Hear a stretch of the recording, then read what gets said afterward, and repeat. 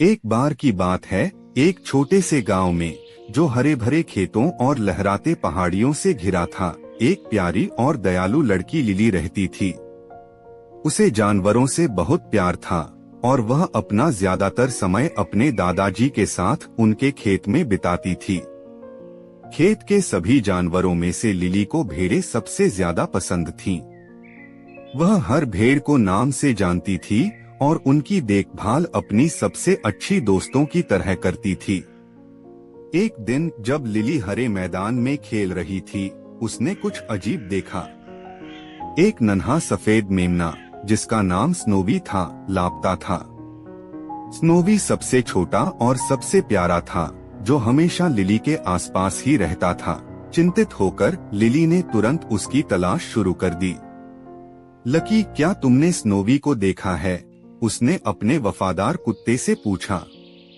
Lucky भौंकते हुए जंगल की ओर दौड़ा, उसकी पूंछ खुशी से हिल रही थी। लिली तेजी से उसके पीछे पीछे गई, उम्मीद थी कि वह अपने खोए हुए दोस्त को ढूंढ लेगी। जैसे जैसे वह जंगल में गहराई तक पहुंची, उसे एक हल्की सी मिमियाने की आवाज सुनाई दी। स्नोवी, उसने पुकारा। आवाज तेज होती गई और थोड़ी ही देर में उसने देखा कि स्नोवी दो झाड़ियों के बीच फंसा हुआ था। वह डर से कांप रहा था। ओह स्नोवी, मैं तुम्हें लेकर कितनी परेशान थी, लिली ने कहा और धीरे धीरे उसे झाड़ियों से बाहर निकाला। स्नोवी लिली से लिपट गया, मानो उसका धन्यवाद कर रहा हो। लिली ने स्नोवी को गोद में उठाया और उसे सुरक्षित खेत में ले आई। जैसे ही वे पहुंचे, बाकी सभी भेड़ें उनके पास दौड़ पड़ी, अपने छोटे दोस्त को सुरक्षित देखकर खुश थीं। उस दिन के बाद से स्नोवी कभी भी लिली से ज्यादा दूर नहीं गया। उनका रिश्ता और भी मजबूत हो गया, प्यार, देखभाल और विश्वास पर बना हुआ। लिली ने समझ लिया कि सच्ची दोस्ती सिर्फ साथ खेलने में नहीं, बल्कि एक दूसरे के साथ हर हाल में खड़े रहने में होती है। और इस तरह वह छोटी लड़की और नन्हा मेमना जीवन भर अच्छे दोस्त बने रहे, अपने सुंदर से खेत में और भी कई मजेदार रोमांच साझा करते रहे। एक समय की बात है, हरे भरे खेतों और बहती नदियों से घिरे एक छोटे से गांव में राघव नाम का एक दूधवाला रहता था। वह अपनी मीठी और विनम्र प्रकृति के लिए जाना जाता था, लेकिन उसकी एक छोटी सी आदत थी, वह अपने लाभ को बढ़ाने के लिए दूध में पानी मिला देता था। गांव के कई लोगों को इस पर शक था, लेकिन कोई इसे साबित नहीं कर पाया। एक दिन गांव के मुखिया, जो एक वृद्ध और बुद्धिमान व्यक्ति थे और सभी उन्हें गुरुजी कहते थे, उन्होंने राघव की ईमानदारी की परीक्षा लेने का निर्णय लिया। उन्होंने राघव को बुलाया और कहा, राघव, कल सुबह मैं चाहता हूँ कि तुम अपने घर से सबसे शुद्ध दूध लेकर आओ और इसे गांव के तालाब में देवताओं को अर्पित करने के लिए डालो। राघव ने सहमति जताई, लेकिन मन ही मन उसने सोचा, सभी लोग दूध लेकर आएंगे, अगर मैं थोड़ा सा पानी मिला दूं तो किसी को पता नहीं चलेगा। इसलिए उसने अपना घड़ा ज्यादातर पानी से भरा और उसमें थोड़ा सा दूध मिला दिया। अगली सुबह सभी गांव वाले पवित्र अर्पण देखने के लिए तालाब के पास एकत्रित हुए। हर दूध वाले ने भक्ति भाव से अपना दूध तालाब में डाला, लेकिन जब गुरुजी ने अपने सहायकों से तालाब का पानी जांचने के लिए कहा, तो हर कोई आश्चर्यचकित रह गया। तालाब में केवल पानी ही था, एक बूंद भी दूध की नहीं। सच्चाई सामने आ गई थी। सभी दूध वालों ने वही सोचा था जो राघव ने सोचा था, और सभी ने दूध के बजाय पानी ही मिलाया था। गुरुजी मुस्कुराए और बोले, यह हम सभी के लिए एक सीख है। जब हर कोई दूसरों को धोखा देने की सोचता है, तो अंत में केवल सत्य ही सामने आता है, ठीक वैसे ही जैसे पानी दूध से अलग हो जाता है। गांव वालों को अपनी गलती का एहसास हुआ और उन्होंने वादा किया कि वे कभी भी धोखाधड़ी नहीं करेंगे।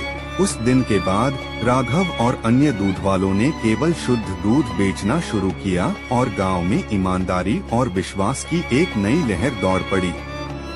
गांव समृद्ध हुआ और गुरुजी की बुद्धिमत्ता एक किंवदंती बन गई।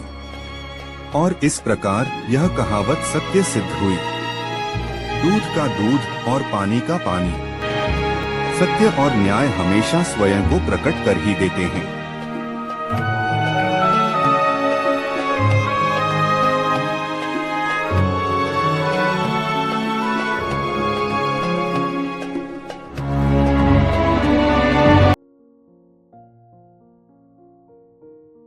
एक समय की बात है, एक खूबसूरत राजकुमारी बार्बी नाम की लड़की थी।